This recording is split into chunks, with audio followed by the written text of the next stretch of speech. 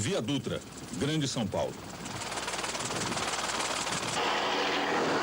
Só nos 6 quilômetros iniciais passam diariamente por aqui 120 mil veículos, o maior tráfego rodoviário da América do Sul. No ano passado, o trecho paulista da Dutra, com 236 quilômetros, teve 5.025 acidentes. Este ano, só de janeiro a junho, já foram 2.490, quase um acidente a cada 2 horas. Esses números frios significam também que morreram aqui em 85 e 86, 544 pessoas. Somadas as vítimas deste ano, o número é maior do que as mortes provocadas pela AIDS desde que a doença apareceu em São Paulo. Mesmo assim, não se pode dizer que a Dutra é a campeã da insegurança. Há outras estradas que preocupam tanto ou mais do que ela. De acordo com a estatística do DNR, essa estrada aqui, a Regis Bittencourt, que liga São Paulo a Curitiba, é a rodovia federal mais perigosa do estado de São Paulo. Só no primeiro semestre deste ano morreram aqui, em acidentes, 137 pessoas, o mesmo número de mortos da Via Dutra. Só que o volume de tráfego aqui é pelo menos 3 vezes menor do que na Dutra. Agora nós vamos percorrer o trecho inicial da Regis Bittencourt até a cidade de Registro, considerado o mais perigoso. Nesse pedaço de estrada onde nós começamos a viagem, a população de Taboão da Serra, no ano passado, protestou contra a falta de segurança, cavando várias valetas na pista. É que no dia anterior, um adulto e 4 crianças tinham morrido num desastre, envolvendo um ônibus e um caminhão. O perigo aqui começa no quilômetro 0. De São Paulo a Curitiba são 400 quilômetros, mas só 90 com pista dupla. É pouco para uma estrada por onde chegam a passar 30 mil veículos por dia. A situação na rodovia Regis Bittencourt começa a se complicar depois que ela passa a ter pista única e ainda por cima vem um trecho de serra. Formam-se grandes comboios de caminhões. Os motoristas ficam impacientes e tentam fazer a ultrapassagem. Aí acontecem os acidentes. Aliás, o grande problema aqui é o volume excessivo de caminhões, porque toda a carga que vai e vem para o sul do país tem que passar pela Regis Bittencourt. Motoristas que não respeitam as normas de segurança mais elementares. Pedestres que arriscam a vida em travessias assim. Essas pessoas vão se transformando em novas cruzes na beira do caminho.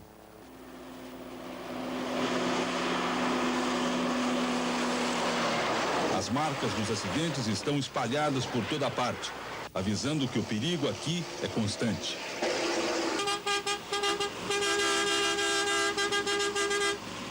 O seu Belmiro Fronza é de Lages, estado de Santa Catarina, e há 20 anos viaja aqui pela BR-116, um trecho da Regis Bittencourt. O que é que o senhor está carregando hoje, seu Belmiro? Hoje estou carregando ferro, barras de ferro para Brusque, Santa Catarina. Seu Belmiro, por que tem tanto acidente nessa estrada, hein? Olha, eu acho que os acidentes, a maior parte, é imprudência dos motoristas. Se todo mundo dirigisse com cautela, andasse normal, como manda as leis, eu acho que diminuiria o 90% dos acidentes. O senhor já viu muitos acidentes? Ah, vários. Quantos? Ixi, já perdi a conta.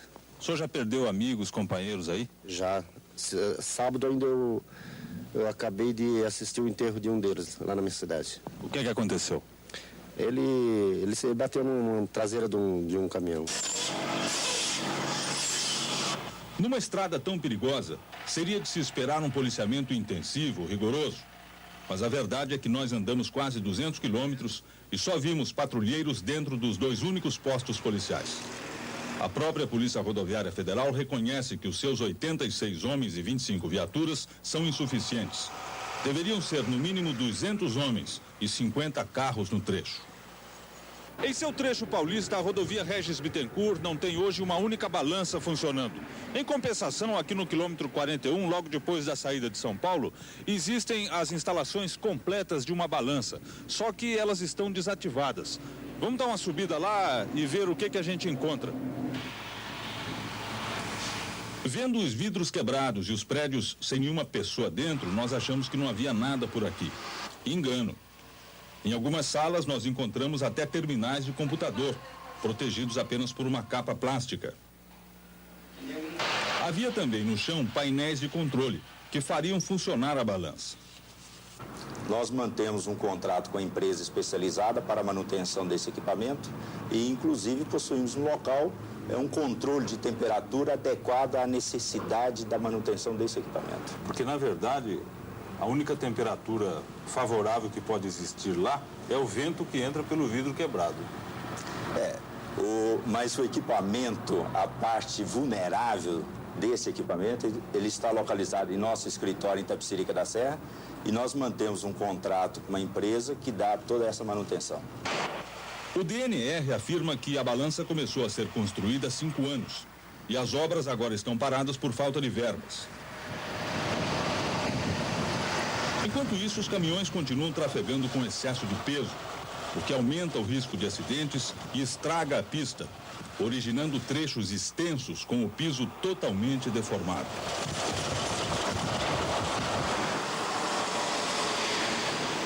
Nossa viagem vai terminar em Registro, cidade de 50 mil habitantes a 190 quilômetros de São Paulo, onde hoje está o principal foco de protestos contra a Regis Bittencourt. A rodovia é o único meio de ligação dos habitantes daqui com o restante do estado. A cidade está cheia de inscrições assim.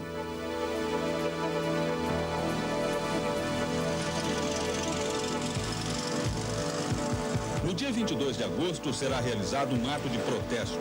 Uma comissão de moradores pretende interromper o tráfego na Regis Bittencourt. Eles acham que essa é a melhor maneira de chamar a atenção do governo para a necessidade urgente de duplicação da rodovia. Nos primeiros 3 meses deste ano, tivemos 78 mortos no local do acidente, fora os que foram para o hospital. Há muitas famílias aqui de Registro que perderam pessoas aqui na estrada? Ah, sim. Dificilmente você vai encontrar uma família aqui tradicional de Registro que não tenha um parente morto nessa estrada.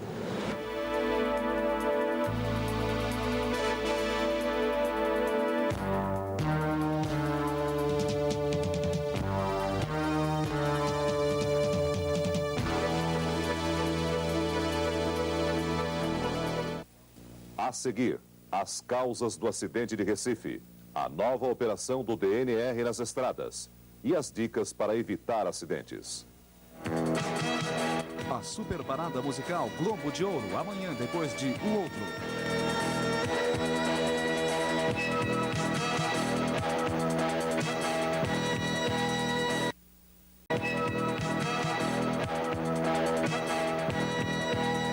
Este acidente tirou 29 vidas e deixou mais uma constatação de que a BR-101 é a rodovia recordista em acidentes no Nordeste. A estrada é muito estreita, qualquer descuido pode ser fatal. E o resultado é este: passageiros de um ônibus que se dirigiam para o trabalho são vítimas da imprudência e da má conservação das rodovias. Numa reta, sem qualquer obstáculo, a menos de 400 metros de um posto da Polícia Rodoviária Federal, em trecho de velocidade controlada, uma carreta muda de faixa, colide com o ônibus e provoca uma tragédia.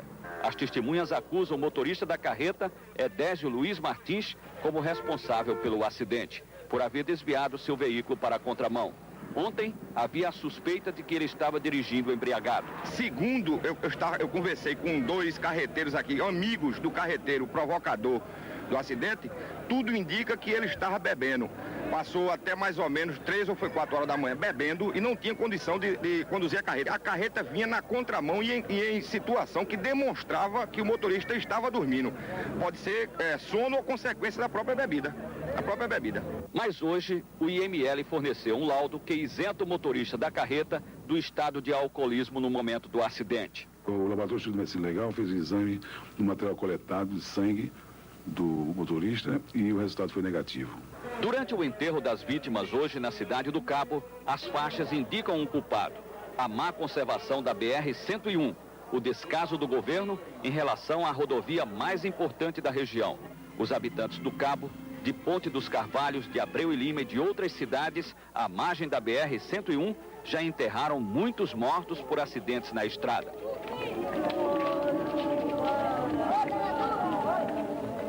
Na saída do cemitério da cidade do Cabo, o prefeito Elias Gomes está com uma série de telex de papéis aqui na mão. O que significa isso?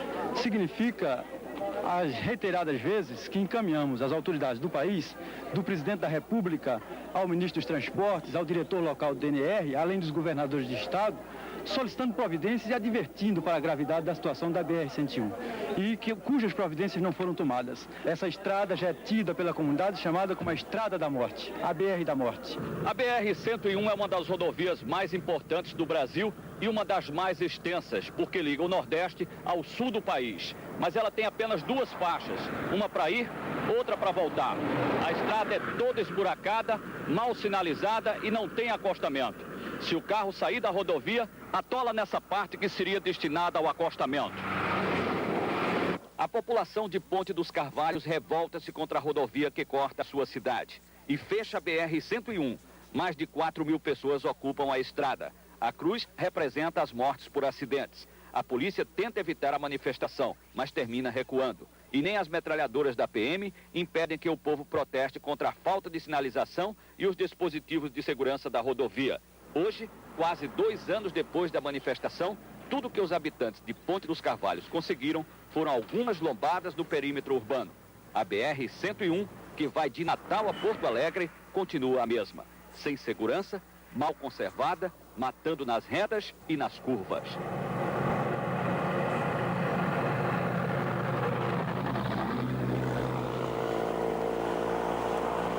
Via Dutra, quilômetro 206, no Rio de Janeiro.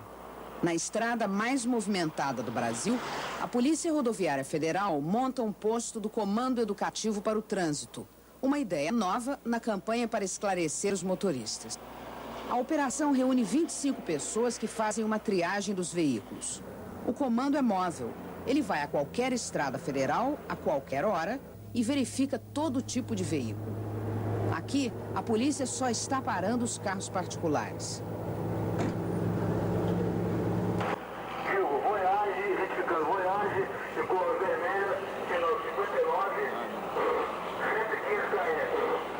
O comando recebe instruções pelo rádio para segurar os carros detectados pelo radar porque estão correndo demais.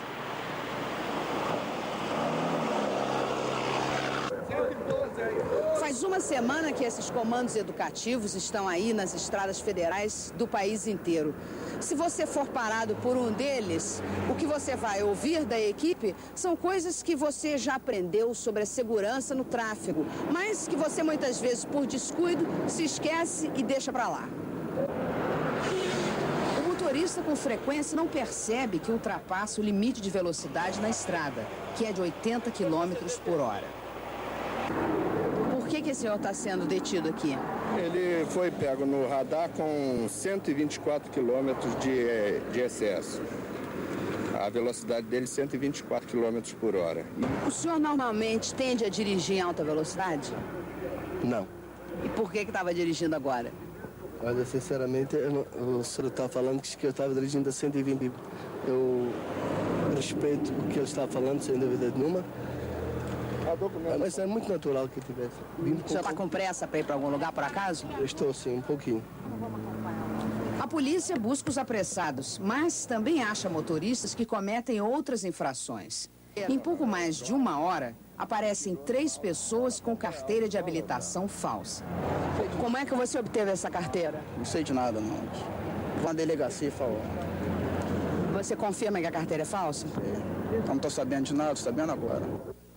Os infratores são muitos e até fazem fila para conversar com a equipe do comando.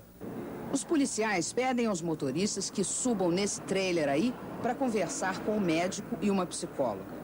O comando tem um questionário para avaliar se os motoristas estão em boas condições psicológicas e se eles aprovam essa campanha de alerta.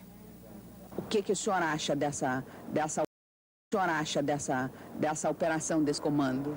Eu não acho, é minha opinião, que isso deva se repetir, mas permanentemente. E deve haver, o mais rápido possível, uma reciclagem dos motoristas. Ao renovar sua carteira, seja feita uma reciclagem indistintamente. O senhor já tomou essa iniciativa de se reciclar? Eu me considero reciclado, eu me considero. O médico testa primeiro os reflexos do motorista. E na hora de tirar a pressão, o nervoso do infrator pode atrapalhar um pouco. Eu acredito que ela tenha se elevado os problemas do trânsito e esse aparato policial que está aí, que ninguém vai ficar calmo. O comando também distribui alguns folhetos com essas dicas para a segurança do motorista. Nada de bebida alcoólica antes de dirigir. Evite dirigir à noite. Não faça guerra de faróis. Ultrapasse com segurança. Não ande colado no carro da frente. Faça pausas em viagens longas. Aperte o cinto de segurança na estrada e ponha as crianças no banco de trás. A senhora sabe que não é aconselhável andar com criança na frente? Sei, sim. Eu tô errada, eu vou passar lá pra trás. Vou passar lá pra trás. Tá. A campanha lembra que o carro merece tanta atenção quanto as pessoas. Nessa batida, o policial para um Fusca, que é o exemplo de como não se deve tratar o carro. Totalmente fora de uso. Imprestável para esterco em mau estado. Essas rodas são de diâmetro menor, que é aro 15 o normal, essa é aro 13. Então houve um rebaixamento na suspensão e no diâmetro da roda. Falta a placa dianteira, falta o estribo, pneu traseiro direito também, pneu traseiro direito liso. Entende? Por gentileza, acende sua lanterna e sua seta aí, fazendo favor.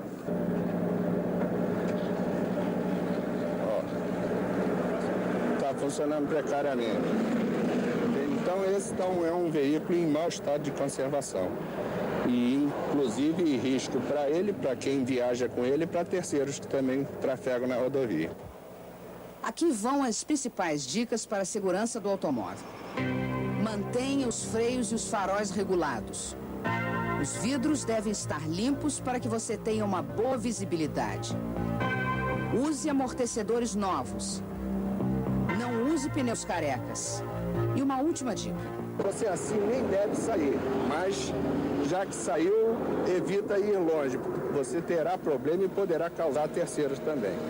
Ok? Boa viagem.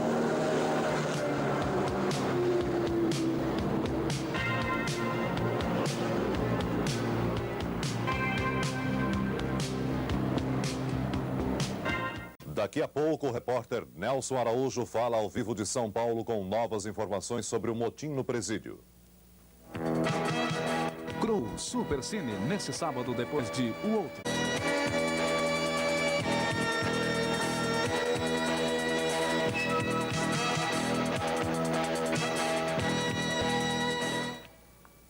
A mais sangrenta rebelião de presos já ocorrida no país finalmente terminou. Da penitenciária do estado de São Paulo, com as últimas informações, fala ao vivo o repórter Nelson Araújo. Aqui do lado de fora da penitenciária de São Paulo, a situação é de tranquilidade. O clima de forte tensão e desespero que cercou o presídio até o começo da noite, agora já está totalmente desfeito. E tudo indica que o bairro do Carandiru, zona norte de São Paulo, onde fica a penitenciária, hoje vamos ter uma noite calma de inverno de novo, com frio de 10 graus agora. A única coisa a quebrar a rotina aqui é a presença de um pequeno número de parentes de presos na porta do presídio à procura de mais informações. Agora há pouco, as autoridades que presidem o inquérito policial sobre a rebelião chegaram à conclusão oficial sobre o número de mortos, 31, sendo 29 presos e 2 guardas de presídio. Lá dentro do presídio, a normalidade recomeça devagar. A acomodação dos presos é precária ainda, mas já foi servida a primeira refeição depois da revolta. E a polícia garante que agora a penitenciária está totalmente sob controle. Nelson Araújo, de São Paulo, ao vivo para o Globo Repórter.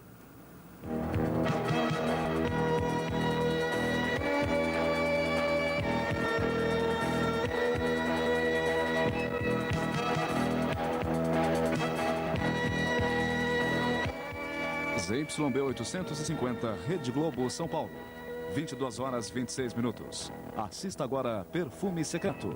Programa liberado para as 22 horas. E logo depois, Jornal da Globo. Leite.